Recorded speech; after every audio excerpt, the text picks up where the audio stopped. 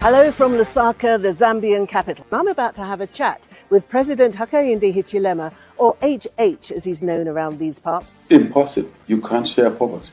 Issues that are coming out, voodoo, witchcraft. I'm going to ask him about his 4 years in office as he prepares for an election a year from now. It's not a secret society. Mr. President, thank you very much indeed for talking to us. I know that you come from the south of the country, that you grew up on a farm. What was your progress then into politics? I mean, I know that you were a successful businessman. So what was the progress and why? What was the attraction of politics? I think the motivation to go into politics, I must confess first, I never wanted to be in politics. I took a decision after undergraduate, master's, was to really stay in business, in the profession, in the business profession, finance, corporate finance and stuff like that, and then into business. I thought that was the area that I should focus on. Other people should do other things. But yet one needed to understand that, and that came through over years, that the politics are not right, because politics dictate the operating environment, the business, economic, social operating environment. The politics are not right, the superstructure is not right, it can easily damage the economic situation, the business opportunities, growth of those, if the policies are not right, driven by political players, political conductors, if I may say that.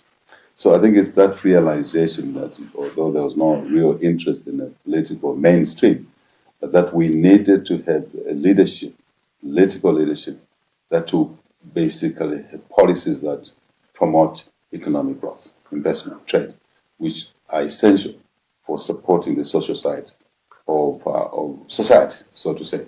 And I think it was from there that we felt, a couple of us, I think we should get involved in the politics. So the motivation always was to drive economic growth, which will create job opportunities, business opportunities, treasury income to support the weak, the sick, the old, the retired, and those that need support in society. That was the motivation. What about the differences then from being an opposition leader and electioneering to getting the top job, to becoming president? What's the difference? And did you anticipate what the challenges would be? We knew the state of the economy. The economy had collapsed to a negative growth of minus 2.8% GDP growth per year. We knew that we were in debt distress. We defaulted in 2020. We knew that basically we're not creating opportunities in the economy. We knew that the mining sector had gone down. Absolutely knew. And in our manifesto, in our, if you like, offering to the people of Zambia, we acknowledge these issues. And that when we took office, when Zambians elected us into office, we would go straight to deal with these issues. So that's why we had the program for debt restructuring. Prior to taking over office, took office straight into it. And that's why we've been able to achieve the debt restructuring. Took longer, lost us time, body of a time, to rebuild, towards rebuilding the economy. We worked straight on restoring the mining sector, which had been damaged, and many other sectors. Then what we didn't foresee, first, COVID. Sure. We went into office in a COVID environment, something new, something not quite understood properly. Lost a lot of people, distracted, work processes were slowed down, as you know. Then we settled down with that. We have the West Drought in living memory. Never planned for it. But we had to work to deal with those unplanned events. I think it's part of the challenges that leadership has. So I think we had a little more difficulties than we anticipated because of those unforeseen circumstances. And also the slowness in getting the debt restructuring, despite our incredible efforts to get that out of the window. It took us 3 years. So the multilateral process, the G20 common framework was slow. We made our point very clear. But we soldiered on and achieved what we've achieved. 95, 90%, 95, 90, 95% of our debt has been restored. And this has given us the headroom.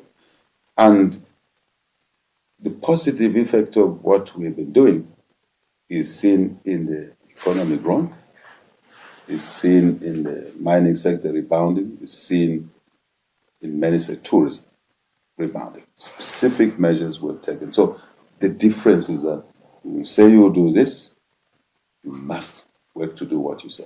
But environment, circumstances change. You were elected as a reformist Absolutely. president. Yes. And yes, as you pointed out, economic diplomacy, I think, is the way it's described as your main thrust of policy. You successfully had most of your debt restructured last year. As you say, it took longer than perhaps you expected. And you're getting, a B plus from the IMF and the World Bank at the moment, with projected growth of perhaps 6%. How long do you think it will take before the benefits of this growth will filter down to the people of Zambia? There is no way anyone on earth can deliver benefits to society without economic growth. Impossible. You can't share poverty. No matter how well good-hearted you are. Africans, we claim to be good-hearted. We can't share poverty. We can't redistribute nothing. So it's a very important paradigm that leaders need to understand. In politics, in business, in the church, community leaders, that we need growth. We need investment. We need to do business, to trade, to generate revenues. When we've done that successfully, commercially, viably, we can support the children in what? Free education. Mind you, I'm now addressing the point you've made, that the growth is not visible. It is because since we introduced the free education policy when we came in, we brought back to school 2 million kids. Think for a moment. Without us delivering free education, what would have happened to those 2 million kids and their parents? Some of whom are double orphans. Some of whom are in the villages like I was. Some of whom are in the peri-urban where life is difficult. And for us, our leadership, we made it very clear that the best investment is education. Inheritance is education. Equalizer is education. So we're delivering for the common man. As people say, what else are we doing? We brought in enhanced social cash transfer to support the widows, women-headed households, to support vulnerable communities. More than doubling the ticket can only come from growth. To fund us. What else have we done in agriculture? To assure food security. Food insecurity is national insecurity. We brought in enhanced input support, fertilizer and seed. And we're now working on efficiencies in delivering that. And the results of that are visible. Shortly after the West drought in living memory, this year we produced the highest quantity of maize since independence. What does that mean? Increased supply of food. Does it? Does it mean, or is it for export? You can't export without leaving your families hungry. First, our priority is for domestic consumption. Let me give you figures, if it helps. Sometimes journalists don't like figures. But let me give you figures. It's because context is important, right? Our domestic staple food is maize, melamine, mishima.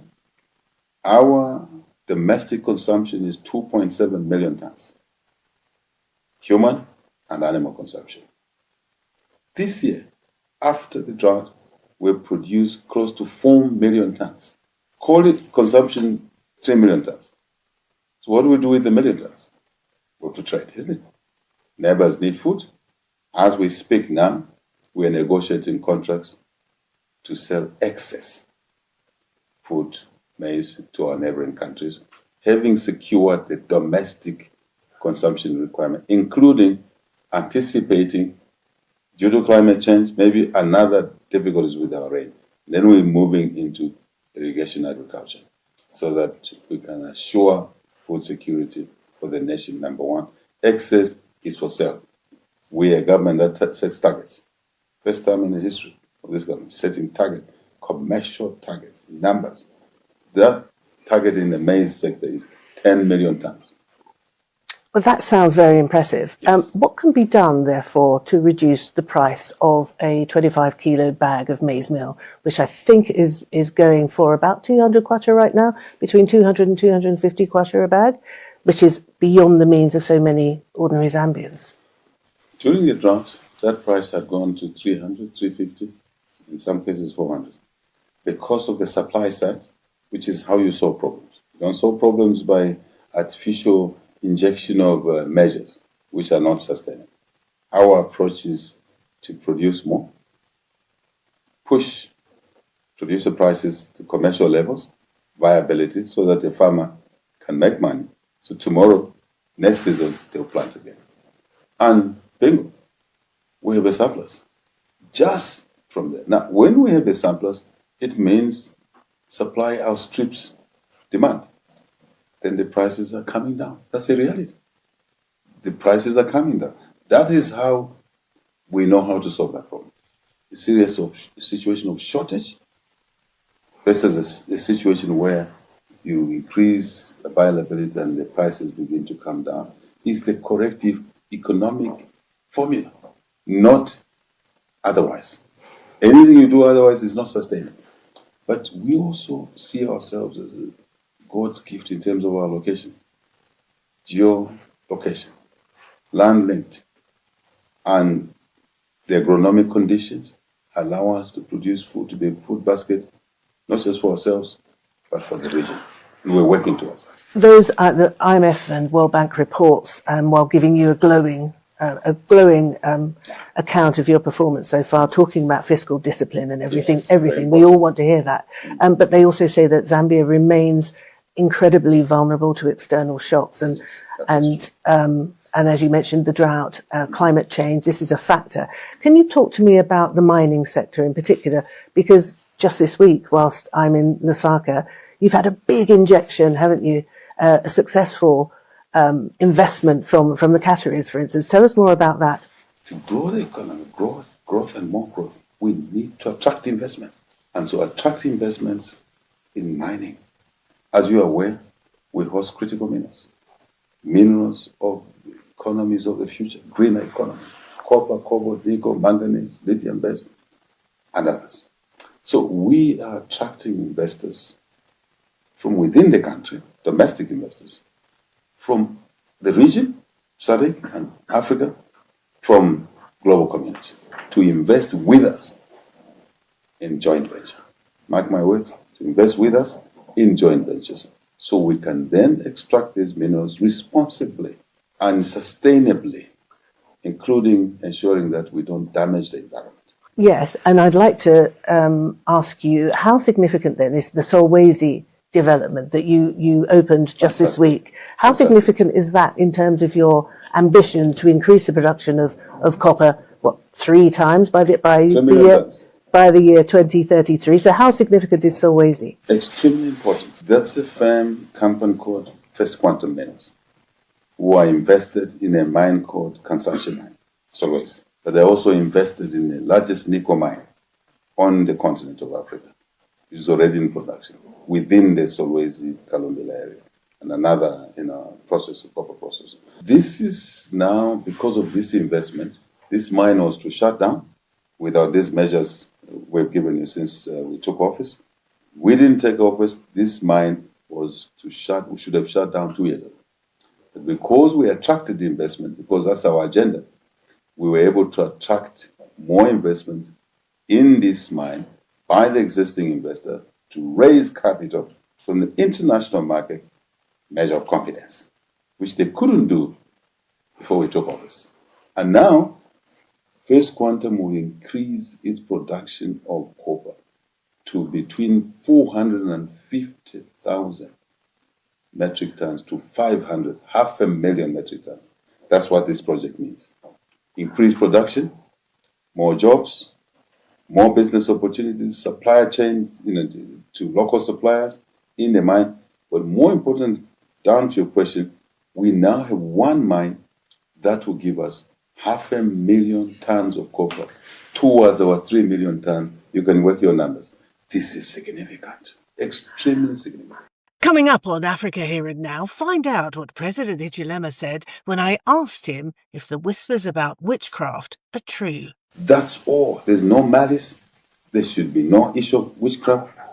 I'm particularly interested in the beneficiation side of things, because that, of course, is what every African country is having to contend with. Instead of just pulling the raw materials out of the ground and selling them, it's about adding value. How far are you getting along with that, and how important is that, particularly in Solwezi? It's extremely, your question is very important, aligns with our agenda. As part of the expansion of this mining, so as we call it, the project, we call it S3, that is at the Kansanshi mine. You asked me what benefits. I said production, quantity of copper towards our target of 3 million tons. This year we'll be knocking on the door of 1 million tons. Never achieved in the history of this country, mining experience. Tick, we call it Kwenyu. We tick that, right? So that quantum side, contribution side, but here another side. This mine would have closed 2 years ago. What value have we achieved? Extend the life of this mine by another 25 years, from a point of closure to additional life of 25 years. Security of employment. But here's now back to your question. Alongside the actual mine investment, we've set up an economic zone together with this business, which is attracting manufacture, processing of mine supplies, including what yesterday, the 2 days when we were there, mill bores in the processing to allow the mine to process the copper to the next level. Now we manufacture the mill bores in the Kalumbila economic phase. We call it M-phase. Towards the answer towards your question, more value addition, which is our intention. So stage by stage, we're improving and increasing our value addition, not just on the copper, to lead to electric cables for these lights, which we are now manufacturing from the copper, some of it coming from this mine and other mines. Electric cables, armored cables, transformers. Now we are moving to another M-phase in Chibombo, we call it Chibombo, where we are going to do, we're already doing normal vehicle batteries, but we're moving to do electric vehicle batteries. Value addition, more contribution to the economy, more jobs. This is our journey. It's not a one shot, it's a process. So I'm glad you raised this question, and it's very important to us, high on our agenda. It wasn't that long ago, was it, that the Trump administration was threatening tariffs of 50% on copper? Yeah. You kind of got away lightly, ending up with 15%. Lightly, I don't know, it's relative, isn't it? What did you do? What kind of diplomacy was involved in that? Have you accepted any of his criminals from the prisons that he's offloading on so many countries? No. How did you manage to get it down to 15%? No, we're not going that route. We're not going that route because we already have enough criminals around in our own systems. And remember, Zambia has been a host to the refugees that are in a situation of instability in the region for many years. We don't have to go that way. We have other avenues, other factors to consider in the negotiation process, such as what? That stability for investment, including American investments. In the mining space we're talking about, we have a joint venture with an American company called Cobalt, and we're investing $2 billion in a new mine called the Ngombe project. And now, our argument is that American investor has been attracted by our policies since we formed government, and they've taken a decision, business decision, to take a risk to invest in this economy only because there are opportunities to be commercially successful. We produce this copper, we process to a level that we can. When we now sell it back to America, which needs the copper for greening the economy, they've slapped a duty on us. They're slapping a duty on their own product, making it uncompetitive. Higher cost. What's uncompetitiveness? Higher cost, landed cost in America. How does this help increase global trade and joint investment? No, it doesn't. I think those are the arguments we've been fronting, including the new issue on the travel restrictions, where Zambian travelers have to pay to put a guarantee of $15,000. That's not a small ticket for an ordinary person. So you're asking, how did we frame this? This is the way we frame it. That this is mutual business, mutual benefits. This is the economy now. Global economy is a global economy. It's a global village. Everybody trades with another. When we are challenged, maybe inequality in the terms of trade, balance of trade, we need to come to the table. We understand what the Americans are trying to do, what the Trump government is trying to do. We understand. But I think the important thing is to follow through what they want and the implications of what they want, positive and negative. Ultimately, we need a world that is more interwoven, that do more business together, that will assure the point you raised, our foreign policy is anchored on two portals. One, peace, security, stability. That portal should lead us to the second one of our foreign policy, economic development, economic and social development. So you can see how intertwined they are. So it's very, very important that we approach these discussions from both angles, not from one angle. As I said, we understand where they're coming from, but they need to understand the implications of these issues to raise the cost of doing business, to raise the cost of living for the peoples of the world. You're the seventh, as you say, you're the seventh president. Number six, the sixth president, President Lungu, who unfortunately died in South Africa. I have to ask you this because it's dominating headlines about Zambia, and that is, why is the row, if you like, over his remains, why is this so significant for you? First, I must confess, this situation is most unfortunate. It shouldn't be like this, honestly speaking. So we mourn with the Lungu family, his immediate family, extended family, family of Zambians. We need to do what citizens of Zambia decided to do with presidents who they elect into office. Zambians expect when a sitting president or a former president is taken away by the Lord, dies, to be buried in a certain way and in a particular place, not two places, one place called Embassy Park here in Lusaka. That's where the 5 presidents that died are lying. Why? Because Zambians decided so, that they should all lie in a place where they can be close to each other and they can be remembered that way. But when they die, they must be given a decent funeral. A funeral befitting the head of state with all the military protocols, because he was a commander-in-chief. This president should not be an exception. I think that's why you asked the question.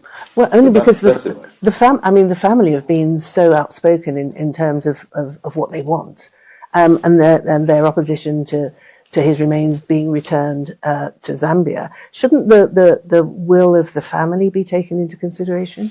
Very quick answer. The will of the family, the feelings, will of the family will always be respected.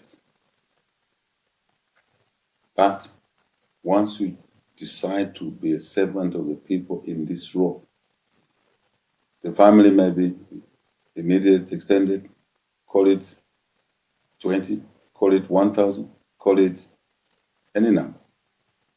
Is one side, their wish, including the dead. The larger family of 20 million Zambians have prescribed how a former president, a president must be buried. And the will of the people, public interest, in that case overrides, unfortunately, the interest of the family. And anyone assuming this office knows, even before they take office. Have we experienced this before? Yes. President Kaunda himself used to tell his children when he drove around that place, Embassy, when I die, Mwinde Takuna. That's a local language. When I die, don't bring me here. Don't bury me. He wanted to be buried with his wife in the farm, right? His farm died. By the way, where he wanted to be buried is another prescription, the provision of the prescription of the people of Zambia. That is the former president's home, built by the state for the former president and his family. Not that he created it himself. He could have, he had other properties. But the state, the law allows, requires, people of Zambia requires the former president, the president, to be built a house when they leave office. And that's the house where the First Lady, Beji Kaunda, Honorable Lady, is lying. And President Kaunda wanted to be buried next to her. And when he died, and hear me out on this one, when he died, the children, some of the children said, we will bury our father next to our mother, because that was his wish. The state, under the presidency of President Lungu, who was then sitting president, said no, public interest. Yes, we know the old man wished that, we respect that, but he has to be buried at Embassy Park, where the people of Zambia have decided. One of the children went to court and lost the matter in court here in Zambia. And as you know, the way law works, once a case goes to court and is decided, it becomes law. It's called case law. And KK, we call him, was buried at the Embassy Park. That son didn't even go to the burial. But the president then, President Lungu, said, if you want to come, if you don't want, it's okay, but we're going to bury our president. Because that's the wish of the people of Zambia. So the precedence has been set by practice, by culture, by law. And that is why we won the government won the court case in the High Court. It is along those arguments. So this is devoid of any disrespect, my dear colleague, is devoid of any malice by this government. We are only performing a duty entrusted to us by the 20 million Zambians in this particular space, with these particular issues.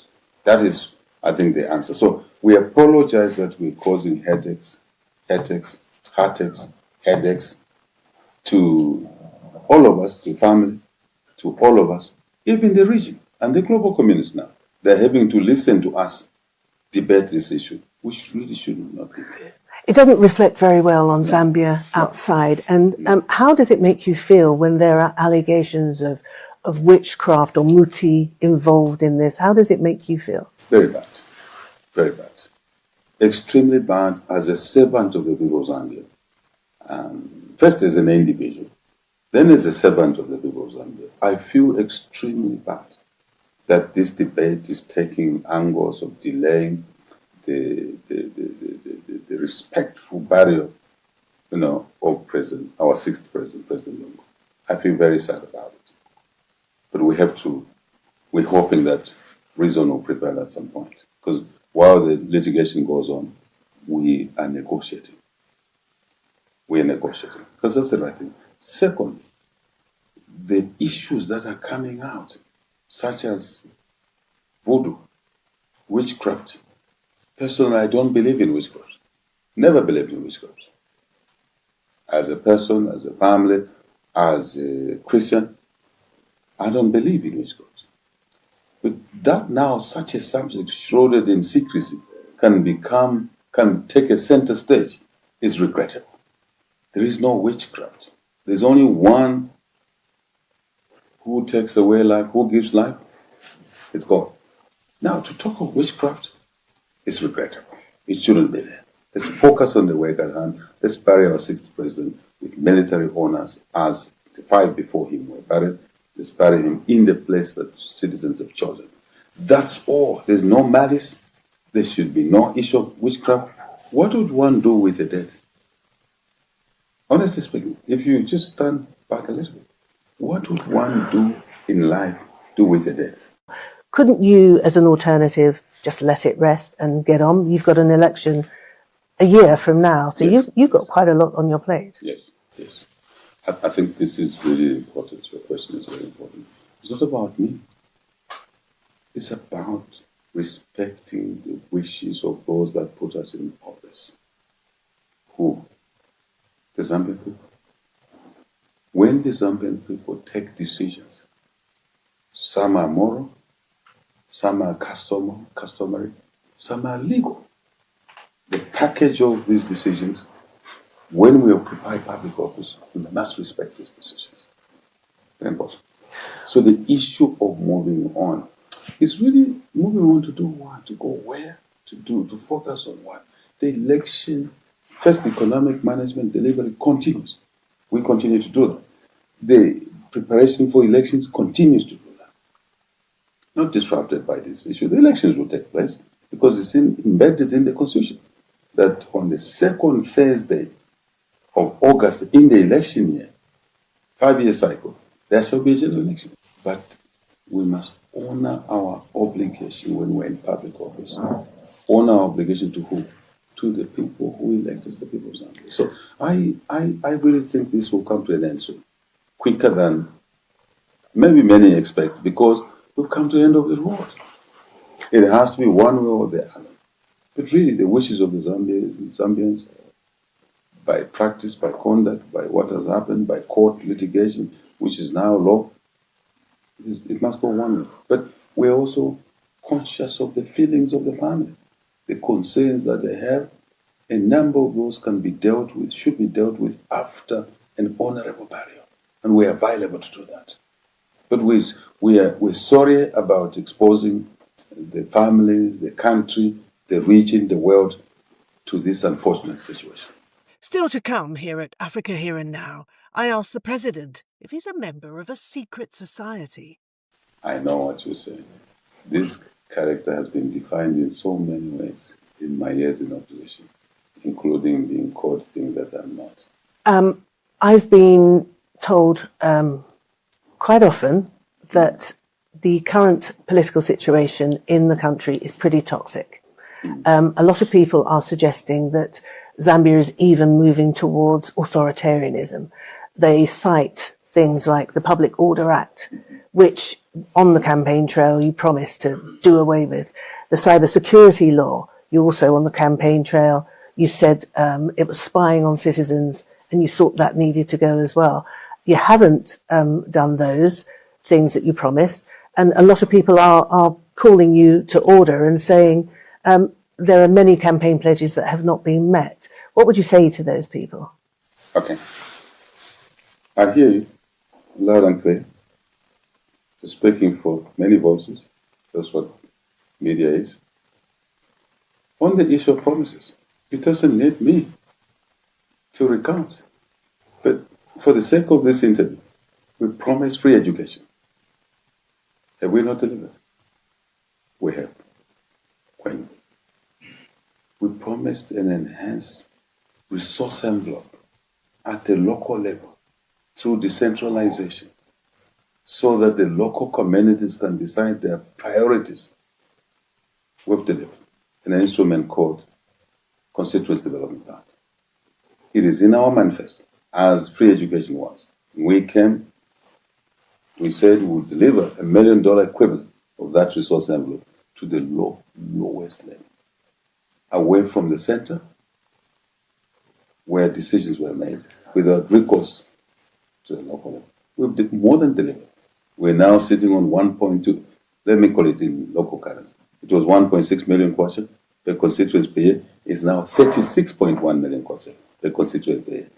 And we've seen an explosion of delivery of local priorities, schools, to create more school space. Desks, kids used to sit on the floor, my dear friend. How can kids learn sitting on the floor? So now we have more classrooms built, tick. We have desks, kids sit on the desk, tick. We have water reticulation in the schools, tick. Building more clinics, health centers, closer to the people. That's what we said, tick. We building maternity wigs. You are a lady, femme. Mothers, sisters, daughters used to deliver on the way to the clinic because of distances. They're closer now, with decency running water. By the way, something that you don't feel it's sensible because you've grown up in the first world, you look like, right? Flush toilets. For the first time, we have water and sanitation in the remotest areas. A lot of our people are experiencing this for the first time. And they are ticking the boxes. So the issue of debt restructuring, it is in our manifesto. We've done it. Tick. Just a little bit. Because this is a fundamental question. The issue of, if you like, mining revival. We've just been talking about this big project. Tick the box. So arguments will be there. There is political competition, mind you. So when people say we've delivered nothing. But on the aspect of governance, which is your question, anyone who lived in this country, literally 4 years ago, will tell you that it's a sea change. The rule of law is restored. There's lawlessness here in the streets. You've been in Lusaka for how long now? Not even a week. But 4 years ago, you would have had fights in the bus stops. You wouldn't have come to Lusaka without seeing fights in the markets. There's none of that. There's law and order. We've taken what we call cadres out of the public spaces. Abusive members of political parties, including our own political party. This freedom, this space now. One can say that if they've not been aware of what was there. Benchmarking must be said, what was it? What is it now? We've improved a lot. We can go on and say other things. The issue of the Public Order Act is in Parliament right now. The processes are going on. We've removed the death penalty. There was a death penalty. And the first president here to sign the removal statute of the death penalty. I've removed what we call the criminal defamation of the president. That's why you see a lot of insults on this guy. I don't even pay attention to it. Focus on the nitty. They were gonna willingly remove that so that we don't have to prosecute citizens because of that's cyber. It's important.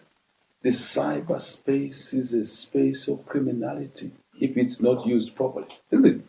Money is being stolen through the cyberspace from innocent citizens, including big numbers in the banks.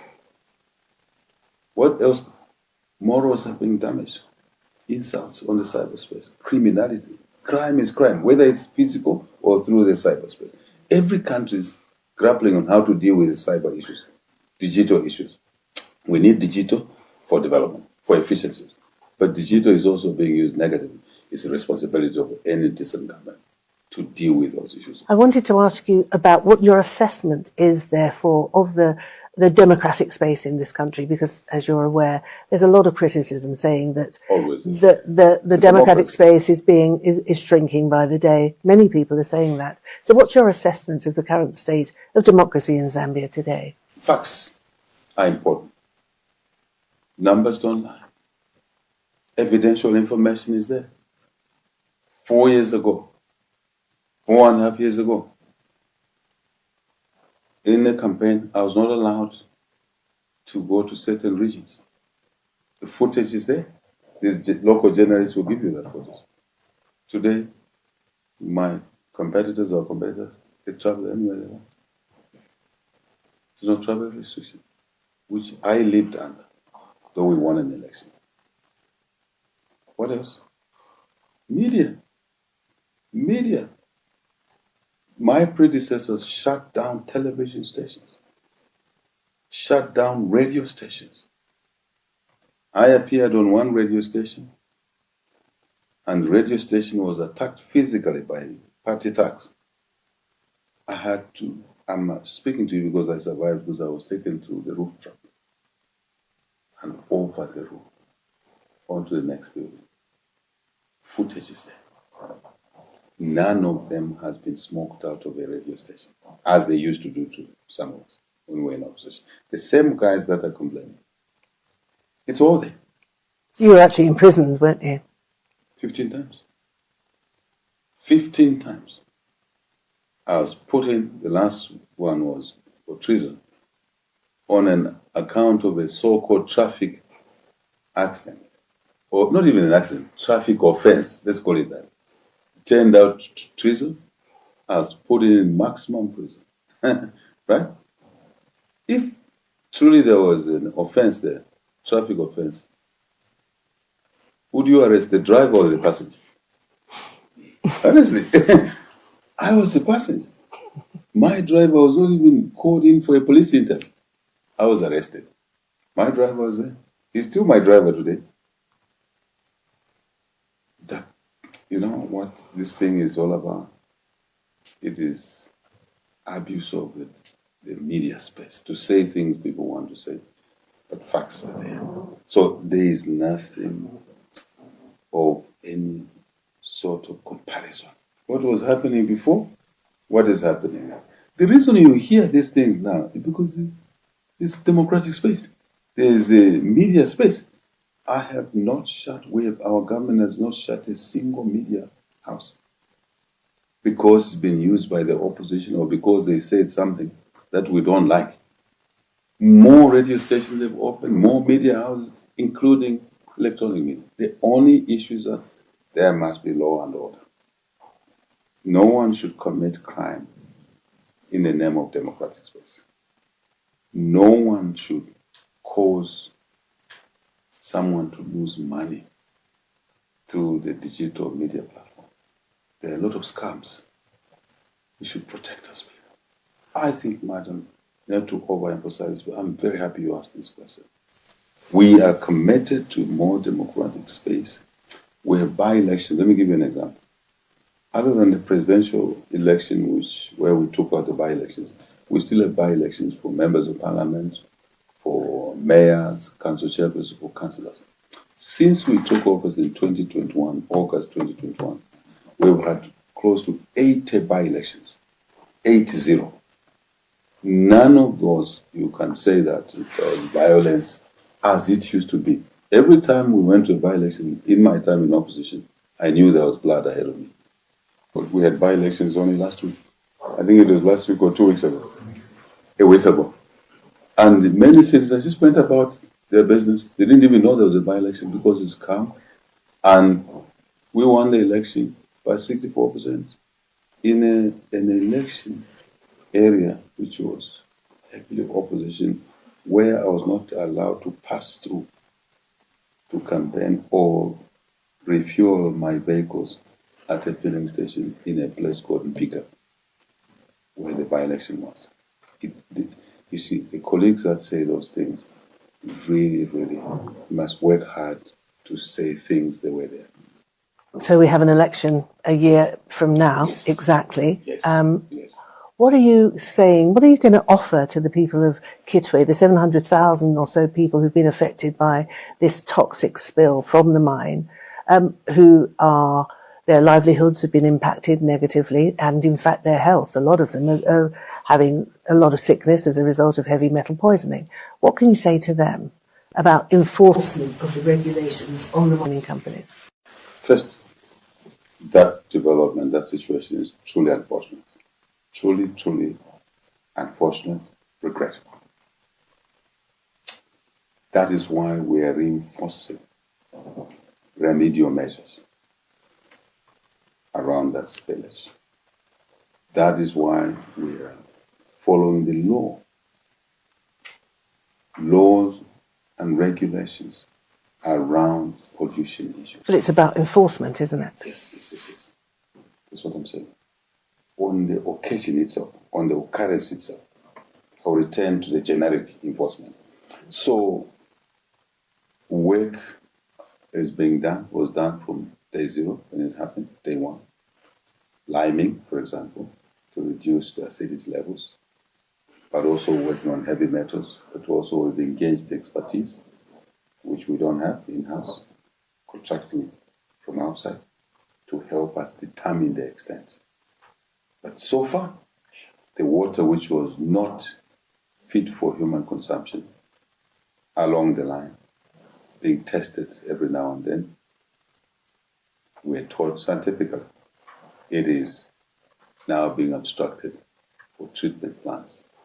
It wouldn't have been the case if we did not put in place corrective measures. More work needs to be done on heavy metals, no question about it. and more work will be done. Where we are short in terms of expertise, in terms of capabilities, our books are open. But generically now, we are reinforcing the point of making sure that all mining is legal. 2, all mining is safe. We should not pollute our water bodies. We need that water for human consumption, for agricultural production. As it were, irrigation is important to us, given climate change, so we can assure food security. Number 2, safe mining. Number 3, by the way, when I say, Madam, safe mining, it's not just a pollution issue. It's also illegal mining where young people are going extracting metal there in an unsafe environments. So that encompasses that. Number 3, we want to formalize our trade. Gold, for example, which is a new find, lots of it in our country. We have a situation where countries who trade with us are reporting that they buy gold worth $1 billion from Zambia. We're only reporting less than 200 million. The difference of 800 million means it's illegal trade. That doesn't work in our agenda of economic growth. That money must work in the formal system. Number 4 is security. Mining areas can turn out to be like Eastern DRC. You know what I mean? Yes. We don't want our country to get it. So we're enforcing security measures so that a resource which should help grow and create business opportunities and revenues for our people, including young people, should not become a gun-blazing area. Executions, that sort of stuff. These are 4 parameters. And we're working very hard where we need to reinforce the law, we're doing that. Regulations, we're doing that. Where we need expertise, we're doing that. So I think there's a tender which is just closed now to bring more expertise to help us on the pollution issue. But we must at the same time not be alarmists to say things that are not exactly what they are, because that's frightening communities. Mine accidents happen. In 1972, you can correct me, or 73, we had a terrible, these are young guys, we had a terrible mine accident in Mufreda, right? And that, there we lost a lot of lives under present count. But the nation rallied together to deal with that problem. The nation must rally together on this accident. Often at ceremonial events, you wear white gloves. Why do you wear white gloves? British traditions, ceremony. If you check, ceremonial opening of Parliament, it will happen, the session of Parliament. I'm supposed to go in a saloon car of a certain time and color. And besides, is a horse carriage. It's British heritage, colonial heritage, which should we continue with it? Should we not? It's not questions for me to ask. So we still have tradition. I'll give you another example. Our legal system is an English legal system, Commonwealth legal system. Can this be... This is the governor's house, exactly. Right? Exactly. So you're smart. This is a governor's house. And there's no need to build a new state house. Spend money on consumption. This government, this president wants to spend money on investment expenditure, not consumption expenditure. This house is okay, it's old. It's not a flamboyant state house, like maybe you've gone to other African countries, huge, elaborate, but it works. And when the economy gets to a certain level, we will look at adding more things to this state, as President Kaunda did. Remember, this was actually the house, colonial governor's house. You can see the fireplace. This was the house. But then President Kaunda, over time, he then built a president's house within the compound, and this became an office with a few, additions here and there.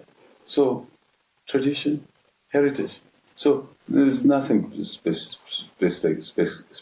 spectacular. Some people think it's some mystery.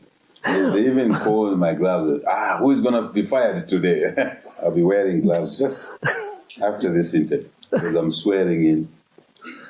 So you're not a member of a secret group? No, a deputy Air Force commander.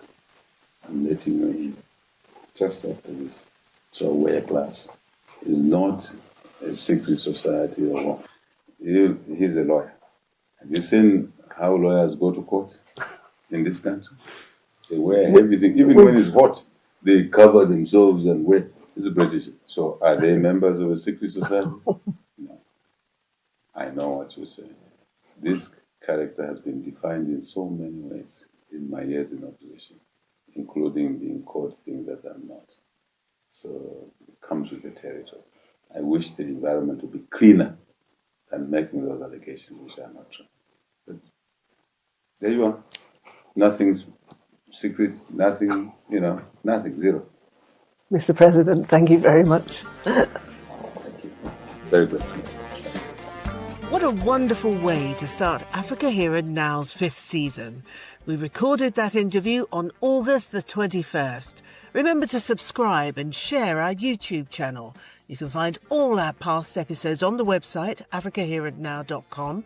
We're also available on the major audio platforms. Follow us on the socials. I'm at Martine Dennis on X. Our fabulous original music is by Enric Adam. Anne Busby and Simon Elliott put everything together, and I had a super team in Lusaka, Linda, Nefas and Colligan. A huge thank you to President Hakainde, and of course my thanks as ever to you for your company.